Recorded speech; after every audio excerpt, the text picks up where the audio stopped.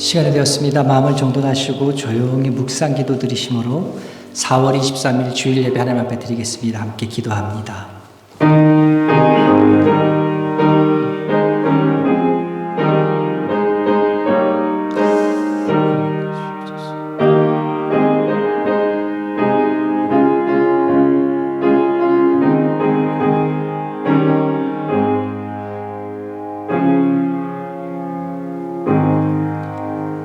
여호와께서 기다리시나니 이는 너희에게 은혜를 베풀려 하시며 일어나시리니 이는 너희를 긍휼히 여기려 하심이라. 대저 여호와는 정의의 하나님이시라. 그를 기다리는 자마다 복이 있도다. 아멘. 우리에게 은혜를 베푸길 기뻐하시는 주님, 그래서 우리에게 은혜를 베푸시려 지금도 기다리고 계신 주님, 주님의 그 귀한 은혜를 감사드립니다. 하나님들 언제 주님의 은혜를 머금고 그것을 기대하면서 우리가 살아가야 되는데 그러지 못하고 내 마음 내 뜻대로 살아갔던 것들을 주님 용서하여 주시고 이 시간 주 앞에 온전히 내 마음을 내려놓고 나아갈 수 우리들 될 수 있도록 주님 도와주시옵소서. 이 자리에 함께해야 될 성도들이 어디서 무엇을 하고 있는지 저는 알 수 없지만 그러나 주님 이 자리를 기억하게 하여 주시고 이 자리로 나올 수 있도록 그 마음을 주장하여 주시고 움직여 주셔서 이 자리가 주님께서 보시기에 아름다운 자리로 채워져 갈 수 있도록 주여 도와주시옵소서. 오늘 예배를 인도하여 주실 주님께 감사드리면서 예수님의 이름으로 기도드렸사옵나이다. 아멘. 아멘. 할렐루야. 지난 한 주간 평안하셨습니까? 예. 우리 앞뒤에 계신 분 인사하시겠습니다. 안녕하셨습니까? 평안하셨어요? 반갑습니다. 아멘. 감사. 우리 권사님 아멘 잘해주셔서 감사합니다. 아멘 할 수 있는 아멘 하여서 하나님께 영광 돌릴 수 있는 가장 영광 돌리기 쉽잖아요. 아멘 하여서 하나님께 영광 돌릴 수 있는 여러분 되시기를 바랍니다. 우리 한국 방문하신 분들이 여러분들이 있으십니다. 위에서 돌아오실 수 있는 오가는 길 안전케 하도록 뿐만 아니라 그곳의 일들을 평안할 수 있도록 함께 기도해 주시고요. 특별히 우리 이번에 계신 우리 유승길 장로님을 위해서 잊지 말고 계속해서 기도해 주시기를 부탁드리겠습니다. 오늘 주신 하나님 말씀입니다. 하나님 말씀은요, 우리가 보고 있는 고린도전서 3장 5절에서 9절에 있는 말씀입니다.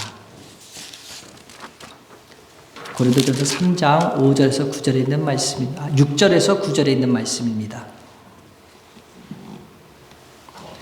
지난주에도 읽었었는데 제가 뒷부분에 대한 그 설교가 조금 부족한 것 같아서 다시 한번 택했습니다.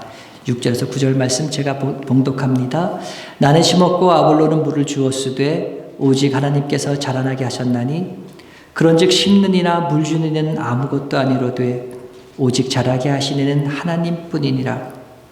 심는 이와 물 주는 이는 한 가지이나 각각 자기가 일한 대로 자기의 상을 받으리라. 우리는 하나님의 동력자들이요 너희는 하나님의 밭이요 하나님의 집이니라. 아멘. 제가 여러 번 말씀드려서 아마 여러분들이 알고 계시듯이 저는 스포츠 중에 야구를 참 좋아합니다. 물론 보는 것을 좋아하는 거지요. 직접 해본 거는요. 옛날 중학교 때 야구 글러브를 가지고 캐치볼을 운동장에서 좀 해본 거 그게 다고 성인이 되어서는 여러분 아마 아실 겁니다. 자동 야구장 가서 날아오는 공을 야구 방망이로 몇 번 쳐본 것 그게 전부일 뿐 직접 경기를 뛰어본 그런 경험은 없습니다.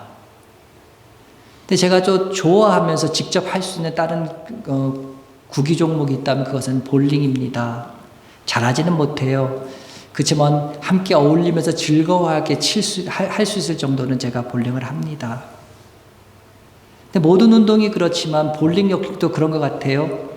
기본적인 자세가 안 되어 있는 경우 어느 정도까지는 실력이 느는데 그것보다 더 느는 것은 불가능한 것 같아요. 어느 정도까지는 느는데 또 늘었다 할지라도 그 점수가 일정하지가 않아요. 어떨 땐 굉장히 높기도 하고 어떨 땐 굉장히 못 치고 이 편차가 굉장히 오르락내리락 하는 것을 보게 됩니다.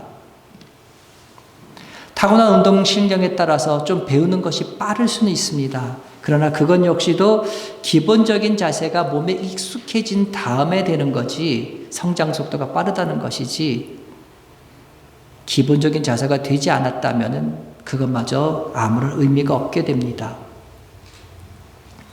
한동안 한국에서 유행했던 말들이 있습니다. 대한민국이 이상하다라는 말입니다. 이 말이 모든 사람들에게 공감을 얻고 많은 사람들 입에서 이렇게 회자될 수 있었던 것은요, 그 안을 가만히 들어보면 한 가지 중요한 사실을 볼 수 있는데, 그것은 대한민국의 기본이 무너졌다는 겁니다. 가장 상식적인 것부터가 무너졌다는 말입니다. 왜 그렇습니까? 무시해버렸기 때문에. 무시하고 살았기 때문에요. 제가 운동을 얘기를 하면서 기본적인 것을 얘기하고 있고, 대한민국이 상식적인 것이 무너졌다, 기본이 무너졌다 얘기하면서 이렇게 계속 기본의 중요성에 말하고 있는 기본의 중요성에 대해서 말씀드린 이유가 뭡니까? 우리 신앙 역시도 기본이 중요하다는 것을 말씀드리기 위해서입니다. 오늘 본문 고린도전서 3장에 들어가기 전에 저는 구약 성경 한 곳을 먼저 살펴보려고 합니다. 여호수아서 23장 11절에서 13절에 있는 말씀입니다. 본문이 아마 뜰 텐데 제가 한번 읽습니다. 그러므로 스스로 조심하여 너희 하나님 여호와를 사랑하라. 너희가 만일 돌아서서 너희 중에 남아있는 이 민족들을 가까이 하여 더불어 혼인하며 서로 왕래하면 확실히 알라. 너희 하나님 여호와께서 이 민족들을 너희의 목전에서 다시는 쫓아내지 아니하시리니 그들이 너희에게 올무가 되며 덫이 되며 너희의 옆구리에 채찍이 되며 너희의 눈에 가시가 되어서 마침내 너희 하나님 여호와께서 너희에게 주신 이 아름다운 땅에서 멸하리라. 이 굉장히 섬뜩한 경고, 굉장히 무서운 경고는 여호수아 23장에서 자신의 삶의 마지막에 선 여호수아가 가나안 땅에서 살아가야 될 이스라엘 백성들에게 너희들이 앞으로 어떻게 살아야 될 것인가 하면서 매뉴얼로 제공해 준 말입니다. 그 내용을 보면 크게 세 가지입니다. 첫째는 너희 하나님 여호와를 사랑하라. 두 번째는 가나안 민족들, 가나안에 이미 살고 있는 민족들과 가까이 하지 말고 혼인하지도 말고 그들을 쫓아내라. 그런데 이 일을 순종하지 않으면 너희들이 멸망하게 될 것이다 라는 말합니다. 멸망하지 않으려면 어떻게 됩니까? 이 말씀을 지켜야지요. 그렇다면 이 말씀은요, 지키든 안 지키든 되는 옵션이 아니라 반드시 지켜야 하는 필수 의무 사항이었습니다. 근데 이 매뉴얼을 받아들은 이스라엘 백성들은 어떻게 합니까? 이 말씀이 나와 있는 여호수아 23장 다음 장에 나오는 게 바로 사사기입니다. 그 사사기 1장에서부터요, 이 매뉴얼을 얼마나 휴지 조각처럼 버렸는지 리얼하게 기록되어 있습니다. 하나님의 전적인 눈으로 가나안 정복을 합니다. 정복 전쟁 중에요, 가나안의 중부 지역을 점령한 지파가 바로 유다 지파입니다. 그 유다 지파가 중부 지역을 점령해서 이제 남쪽으로 내려가기 시작합니다. 이 마치 유다 백성들이 가나안을 점령한 그림이 우리나라 6.25 때 인천 상륙작전하고 굉장히 비슷합니다. 가나안의 중간 허리를 끌어버렸어요. 그래서 북쪽과 남쪽을 나눠가지고 남쪽으로 위쪽으로 올라간 방법이요. 그래서 중원을 먼저 점령한 유다 백성들이요, 유다 지파가 남쪽으로 내려갑니다. 그러면서 예루살렘 남서쪽에 살고 있었던 블레셋 사람들을 다 쫓아내고 그 땅을 차지합니다. 이때까지는 굉장히 승승장구했습니다. 두려울 것이 없었어요. 거칠 것이 없었습니다. 그리고 여호수아가 제시했던 그 매뉴얼대로 이스라엘 백성들은 그곳에 살고 있던 가나안 백성들, 가나안 거민들을 내쫓는데 굉장히 앞장서서 순종을 잘했습니다. 근데 이상하게 골짜기 주민이 살고 있었던 곳을 점령한 뒤에는요, 그곳에 살고 있었던 그 거민들을 쫓아내지 않습니다. 심지어 베냐민 지파는요, 가나안 땅의 가장 핵심 요충지였던 예루살렘 지역을 점령합니다. 그리고 그곳에 거주하고 있었던 여부수 족속들을 내쫓지 않고 같이 살게 합니다. 이와 같은 일들이 사사기 1장에서만 6번이나 기록되어 있습니다. 이들이 왜 갑자기 변합니까? 왜 이런 타협을 시작합니까? 거기에 살고 있었던 이민족들을 쫓아내지 않고 같이 살게 한 다음에 꼭 나오는 말이 한 말이 있습니다. 이 말입니다. 그들 중에 거주하면서 노역을 하였더라. 계속 나와요, 이 말씀이. 그들 중에 거주하면서 노역을 하였더라. 무슨 말입니까? 이스라엘 백성들은 가나안에 이제 막 들어갔어요. 그곳에 지리학적으로, 기후학적으로 낯설어요. 근데 그곳에 살고 있던 사람들은요, 지리학적으로, 기후학적으로 굉장히 익숙하고 잘 아는 사람들이란 말입니다. 그러니까 그곳에 살고 있는 그 거민들을 무엇으로? 노역을 시킨 거죠. 노예로 삼고요. 그러다 보니까 노동력도 확보할 수 있고, 또 한편 그곳에 살고 있는 사람들을 내쫓은 것보다는 함께 어떻게 사니까 인간적으로도 인정을 베푼 것처럼 여겨졌을 겁니다. 가만히 이런 유익들을 생각하다 보니까요, 하나님의 명령 때문에 그들을 쫓아내는 것은 인간적으로나 이성적으로나 좀 맞지 않는 것 같아요. 말이 안 되는 것 같으니까 그들은 어떻게 합니까? 이제부터는 하나님의 말씀을 거절하기로, 하나님의 말씀을 의도적으로 무시하기 시작합니다. 하나님께서 주신 가장 기본적인 기초적인 매뉴얼을 무시해버린 거지요. 버려버린 겁니다. 그 결과 이스라엘 신앙 공동체는 어떻게 됩니까? 하나님께서 가나안을 뭐라고 말씀하십니까? 젖과 꿀이 흐르는 곳이라고 말씀하셨어요. 그러면 그곳에는 어떤 곳이 되어야 됩니까? 젖과 꿀이 반드시 흘러야 되는 곳이 되어야 합니다. 근데 그곳은 이제는요, 하나님의 은혜와는 전혀 관계가 없는 자기들을 눈에 오른 대로 스스로가 자기의 판단의 기준이 되어 살게 됩니다. 하나님이 제시한 매뉴얼을 무시하고 산 이스라엘에게 비극이 시작되고 있는 것이죠. 오늘 본문으로 돌아와 볼까요? 고린도 교회가 왜 어지러웠습니까? 왜 혼란스럽고 무질서했습니까? 하나님께서 그들에게 제시한 기본적인 매뉴얼이 무시되었기 때문입니다. 저는 지난주에요, 고린도 교회들의 많은 파벌들이 있었는데 그들의 가장 큰 죄가 주님을 예수 그리스도에서 베드로로, 바울로, 아볼로로, 주님으로부터 사람으로 변환시킨 것이 가장 큰 죄였다고 저는 지난주에 말씀드렸습니다. 바울은요, 심지어 자신을 따르는 사람들에게까지 오늘 본문에서 굉장히 이것에 대해서 매섭게 단치고 있습니다. 6절입니다. 나는 심었고 아볼로는 물을 주었으되 오직 하나님께서 자라나게 하셨으니. 나는 심었고 아볼로는 물을 주었지만 자라나게 하신 분은 하나님이란 말입니다. 이거 굉장한 선포 아닙니까? 바울은요, 심은 사람을, 이 고린도 교회의 문제가 무엇입니까? 심은 바울, 물을 준 이 아볼로를 주인으로 삼은 일, 이것이 큰 문제였습니다. 바울의 질책은 여기서 끝이 나지 않습니다. 그는요, 바울과 아볼로에 대해 스스로 이렇게 얘기합니다. 7절 8절입니다. 그런즉 심은 이나 물주는 이는 아무것도 아니로되 오직 자라게 하시는 하나님뿐이니라. 심은 이와 물주는 이가 한 가지나 각각 자기가 일한 대로 자기의 상을 받으리라. 심은 바울, 물준 아볼로는요, 오늘 본문에서 바울의 얘기를 아무것도 아니다, 별것 아니다, 이렇게 얘기합니다.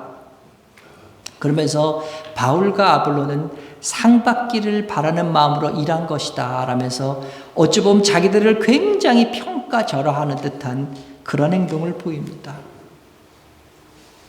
그랬던 바울이 갑자기 9절에서는 뭐라고 얘기합니까? 우리는 하나님의 동력자들이요 라고 말하고 있습니다. 이 하나님의 동력자라는 말을 영어 성경에는요, 함께 일하는 사람이라고 해서 God's worker라고 말하지는 않습니다. God's fellow worker, 이렇게 말합니다. God's worker와 God's fellow worker의 차이가 무엇입니까? 회사를 비유해 보자면요, 회사의 사장과 회사의 평직원은요, 동력자가 아닙니다. 지위, 보수 등의 차이 때문에 그런 것이 아니라요, 같은 직장 안에서 회사의 경영 목표를 달성해 가기 위해서 자기가 맡은 자리에서 최선을 다해서 가는 것은 사실입니다. 그렇지만 사장은 결정적인 큰 일만 판단하고 계획한다면 평사원은 그 일을 이루기 위해서 일을 도맡아 어찌 보면 잡다한 일까지 해가는 그러한 사람이기 때문에 동력자라고 말할 수는 없지요. 반면 같은 과에 있는 사람들, 같은 과에서 일하는 사람들, 동료 혹은 대리, 과장, 이런 사람들은 우리는 동력자라고 말할 수 있습니다. 왜요? 동일한 과업을 가지고 동일한 프로젝터를 가지고 매일매일 머리를 맞대서 실제로 토론하면서 함께 현장을 누비면서 업무를 수행합니다. 무슨 일이 생기면요 즉시 함께 모여서 의논하고 토론하고 결정하고 잘못된 것은 고치고 시정해서 나아갑니다. 뿐만 아니라 시공간적으로 늘 함께합니다. 8절에 나오는요, 상 받기를 바라는 마음으로 일한 자, 대단하지 않은 자.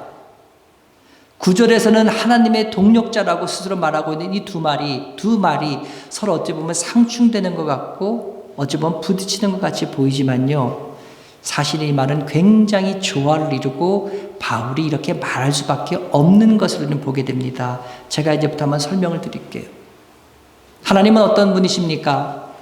하나님의 속성은요, 분명히 최종적인 주권이 하나님께 있으신, 사람의 도움이 전혀 필요치 않은 완전하신 분이 하나님이십니다. 근데 하나님께서 세상에서 하나님의 일을 해가실 때 한 가지 분명한 원칙이 있는데, 그것은 사람과 함께 일하신다는 겁니다.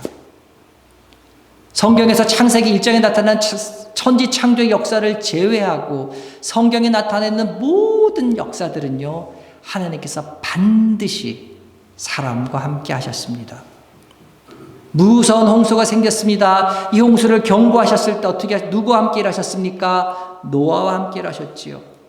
그래서 방주를 준비하셔가지고 하나님의 심판을 통해서 구원케 하셨습니다. 하나님은 요셉과 함께 일하시면서 어떤 일을 이루셨습니까? 이스라엘 백성들을 기근으로부터 구원해 내셨습니다.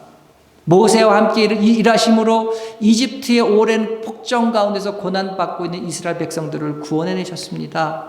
심지어는요, 하나님의 말씀을 듣지 않고 다른 곳으로 갔던 요나까지도 잡아 쓰셔서 돌이켜 일하게 하심으로 수십만이 넘는 니느웨 백성들을 구하게 하십니다.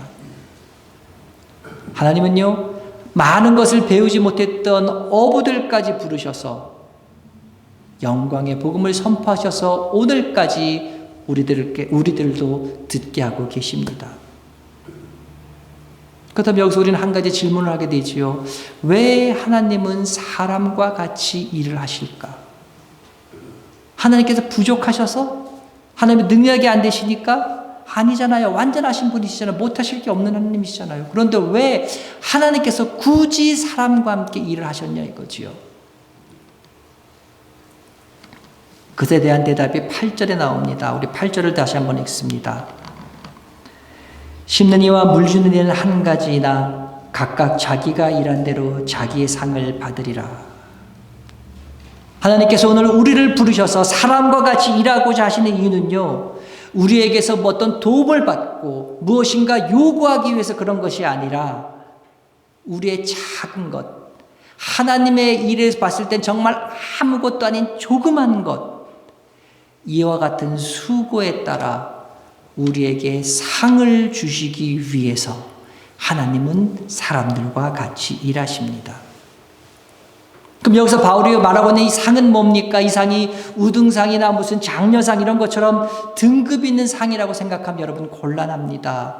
이 상은 여기 앞에 나타나 있는 자기가 일한 대로의 의미를 어떤 일을 많이 하고 일을 적게 하는 것, 또는 중요한 일을 하는 것, 덜 중요한 일을 하는 것, 이렇게 해석한다면 어떤 우등상이나 장려상 이렇게 해석하는 게 맞겠지요. 그러나 오늘 본문에 나와 있는 자기가 일한 대로, 이 말은요, 각자에게 맡겨진 자신의 일에 따라 어떤 일을 하였든 이런 의미입니다. 각자에게 맡겨진 자신의 일에 따라 어떤 일을 하였든. 그렇기 때문에 그 바로 앞에 어떤 말이 나옵니까? 심은 자가 있고 물 준 자가 있어요. 다른 일이에요. 그런데 그것이 다 뭐라고요? 한 가지라는 거지요. 심는 자에게 맡겨진 것, 물 주는 자에게 맡겨진 것을, 그것이 어떤 일을 하였든 다 한 가지라는 말입니다. 그와 같은 일을 통해서 나에게 주어지는 상이 있다는 거지요. 우리는 상을 얘기하면 제일 먼저 떠오르는 예수님의 비유가 어떤 겁니까? 마태복음 25장에 나오는 달란트의 비유가 떠오릅니다. 주인이 외국에 갔습니다. 감사채 종들을 불렀어요. 내가 너한테 5달란트를 맡길게. 내가 너한테 2달란트 맡길게. 나한테 1달란트 맡길게. 맡기고 외국에 떠났습니다. 시간이 지난 후에 종이 다시 돌아왔습니다. 그래서 너희들의 맡긴 것을 한번 회개를 해봅니다. 5달란트 맡긴 종이 5달란트 외에 5달란트를 더 남겨서 주인에게 보고를 합니다. 2달란트 받았던 종도 다른 2달란트를 더 남겨서 주인에게 보고를 합니다. 이 보고를 받은 주인이 뭐라고 얘기합니까? 마태복음 25장 21절에서 이렇게 얘기합니다. 잘하였다 착하고 충성된 종아, 내가 적은 일에 충성하였으니 내가 많은 것을 내게 맡기리라. 내 주인의 즐거움에 참여할지어다. 여기서 여러분, 내 주인의 즐거움에 참여할지어다, 이 말을 잘 기억하고 계십시오. 5달란트 받은 종에게 더 많은 소리로 더 굉장한 칭찬을 해주신 것이 아닙니다. 5달란트를 받은 종이나 2달란트 받은 종이나 토시 하나 안 틀리고 똑같은 칭찬을 했습니다. 똑같은 상을 주셨단 말이죠. 근데 1달란트를 받았다가 땅에 감춰두고 그대로 가져온 종에게는 말씀합니다. 그 1달란트를 뺐습니다. 그리고 이렇게 말합니다. 그에게서 그 1달란트를 빼앗아 10달란트 가진 자에게 주라. 무릇 있는 자는 받아 풍족하게 되고 없는 자는 그 있는 것까지 빼앗기리라. 이 무익한 종을 바깥 어두운 데로 내쫓으라. 거기서 슬피우며 이를 갈리라. 어두운 데로 내어쫓으라. 슬피우며 이를 갈리라. 잘 기억하고 계십시오. 어떤 사람에겐 5달란트를, 어떤 사람에겐 2달란트를, 어떤 사람에게 1달란트를 맡기셨어요. 누가 더 많은 달란트를 맡겼느냐, 받았느냐, 그건 중요한 게 아니에요. 그것은 주는 사람 마음이니까. 주인의 마음이라는 말입니다. 다만 받은 사람이 그 달란트를 어떻게 관리했느냐, 이것이 이 비유의 핵심입니다. 앞에서 드린 말씀을 인용한다면요, 일을 많이 하고 적게 하는 것, 그것 또는 이것이 더 중요하고 이것은 덜 중요한 일, 이것을 하는 것이 그것에 따른 것이 아니라 각자에게 맡겨진 자신의 일에 따라 어떻게 하였느냐, 그것이 중요하단 말입니다. 그들에게 주어진 상은 뭡니까? 아까 제가 말씀드렸죠. 5달란트든 3달란트, 2달란트든 똑같은 말씀하셨다고요. 근데 뒤에 무엇이라고 얘기합니까? 내 주인의 즐거움에 참여하리라. 1달란트 가진 사람에게는요, 어두운 데로 내쫓으라. 슬퍼하며 이를 갈미 있으리라. 오늘 이 비유 바로 직전에 나오는 비유가 뭔지 아십니까? 우리가 잘 알고 있는 슬기로운 5 처녀, 기름을 준비한 처녀들, 결혼을 준비한 처녀들 얘기가 나옵니다. 천국 비유지요. 우리에게 주어진 이 상이 뭡니까? 주인의 즐거움에 참여한다. 어떤 즐거움입니까? 잔치에 참여한다는 거. 어떤 잔치예요? 어린 양의 혼인잔치. 어린 양의 혼인잔치 뭡니까? 천국 잔치에 참여하게 된다는 거예요. 우리가 잘 쓰는 말로는 뭡니까? 우리에게 영생을 약속하신 것. 우리가 영생을 누리고 사는 삶. 이것이 바로 우리에게 주어진 상이란 말입니다. 그래서 구약성경 창세기 15장 1절에서는요, 하나님께서 아브라함에 이렇게 말씀하십니다. 아브라함아 두려워 말라. 나는 너의 방패요 너의 지극히 큰 상급이니라. 하나님께서 내가 상인데, 너의 상인데, 이 상이 무엇입니까? 하나님 자신이라고 말합니다. 무엇입니까? 우리에게 있어서는 영생인 거지요. 우리 하나님은요, 절대로 내가 얼만큼 일을 했느냐, 일한 분량에 따라서 차별 두시는 분이 아닙니다. 왜 그렇습니까? 주님의 일은요, 주님의 일이 만약에 내 능력으로, 내 힘으로 하는 것이라면은 차별을 둘 수밖에 없겠지요. 그러나 주님의 일은요, 우리는 아무것도 아니고 모든 것은 하나님께서 주시는 능력으로 하나님의 동력자로 삼아주신 나를 통해서 하나님이 하시는 것이기 때문에 우리는요, 하나님께서 차별을 주실 수가 없습니다. 그렇기 때문에 바울이 8절에서 이렇게 얘기했지요. 나는 대단한 종주가 아니라 별 볼 일 없다. 9절에서는요. 나는 하나님의 동력자다. 이렇게 어찌 보면 약간 서로 맞부딪히는 얘기를 바울이 할 수밖에 없는 이유가 바로 여기에 있게 됩니다. 우리가 살아나가면서 우리가 하나님의 일을 해나가면서 하나님과의 관계가 성장하는 것보다 더 큰 상은 없습니다. 그럴 때 우리 삶은요, 하나님과의 관계에서 보여지는 일종의 만남의 장이 되게 됩니다. 매일매일 삶에서 하나님의 만남의 장이 될 때 우리 삶은 어떻게 됩니까? 내 삶의 조건이 어떠하든 우리는 풍성함을 누리게 될 거고요. 그런 사람은요, 이미 상을 받은 사람입니다. 그러나 삶의 조건에 매달려 있는 사람은요, 언제나 그 삶이 퍽퍽합니다. 그리고 무엇인가 늘 언제나 부족합니다. 이런 분은요, 아직 상을 받지 못한 분이에요. 여러분, 제가 드린 이 말씀을 추상적인 것으로 생각하지 마십시오. 이것은 여러분 앞에 반드시, 여러분 각자에게 반드시 언젠가는 되어질 일입니다.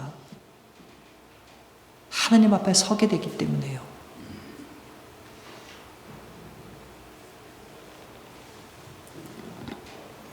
가장 위험한 기도라는 묘한 제목의 책을 쓰신 김영봉 목사님이 계십니다.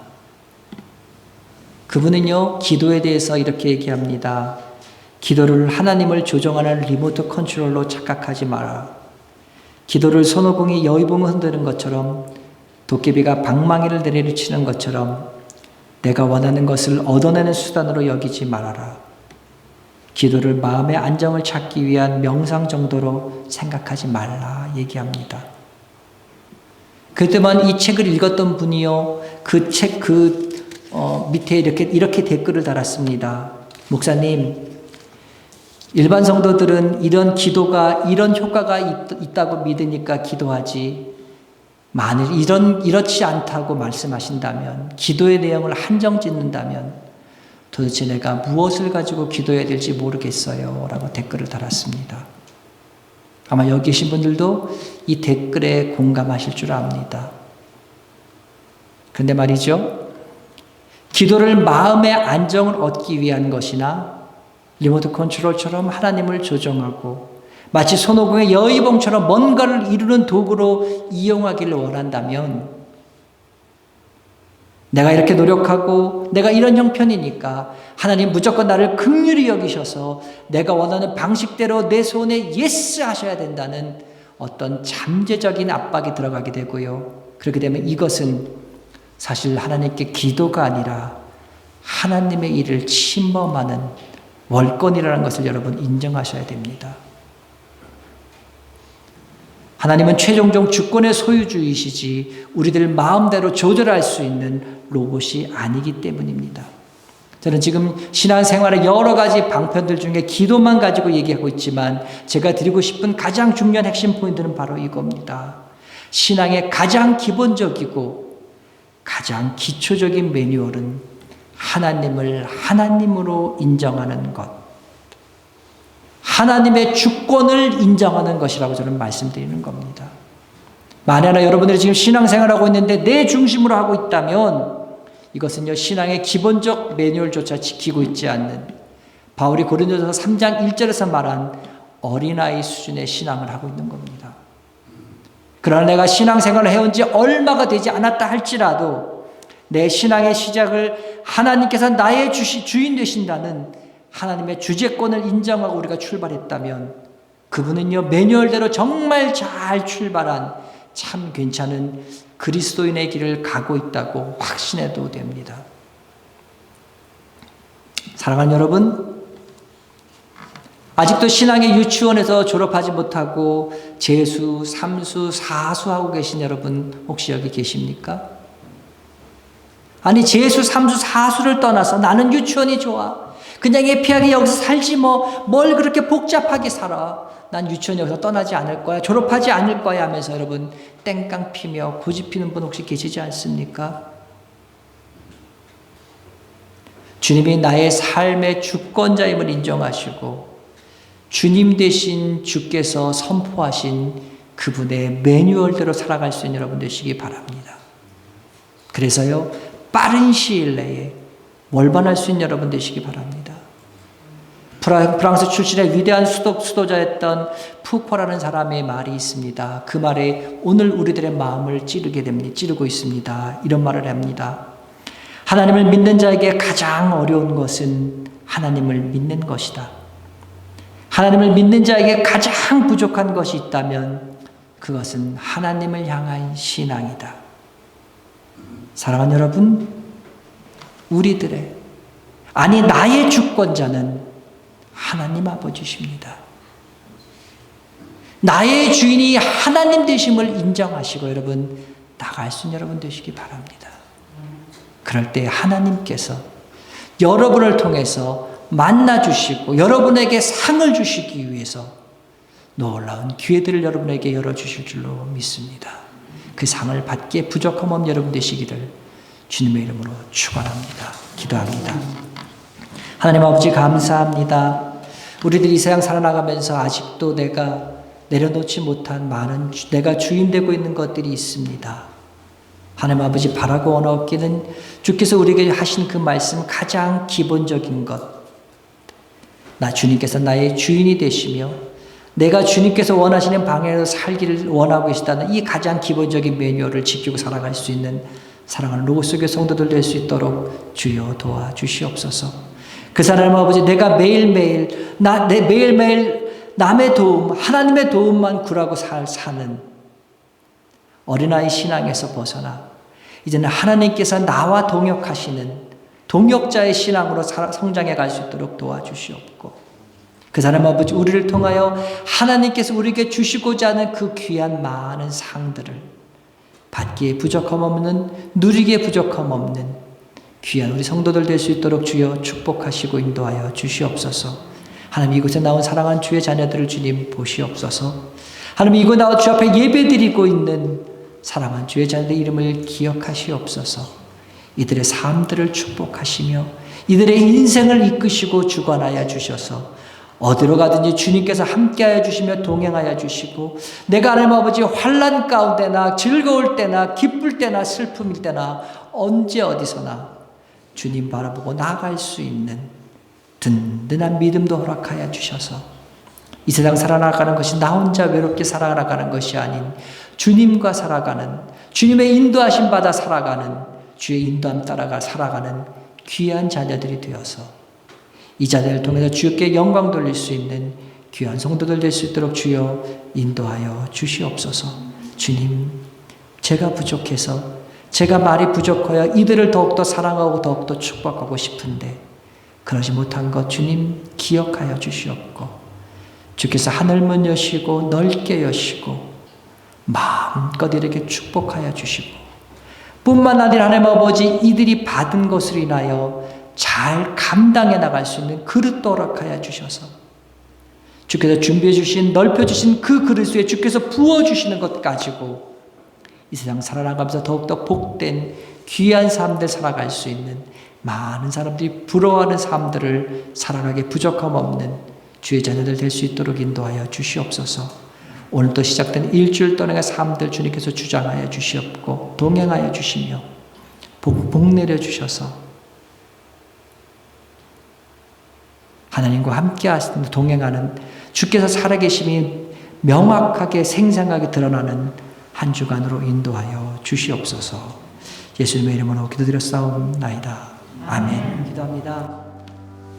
우리 주 예수 그리스도의 은혜와 하나님 아버지 그 크신 사랑하심과 성령님의 감화감동 위로교통 역사 충만케 하심이 이제부터 영원토록 함께 있을지어다. 아멘.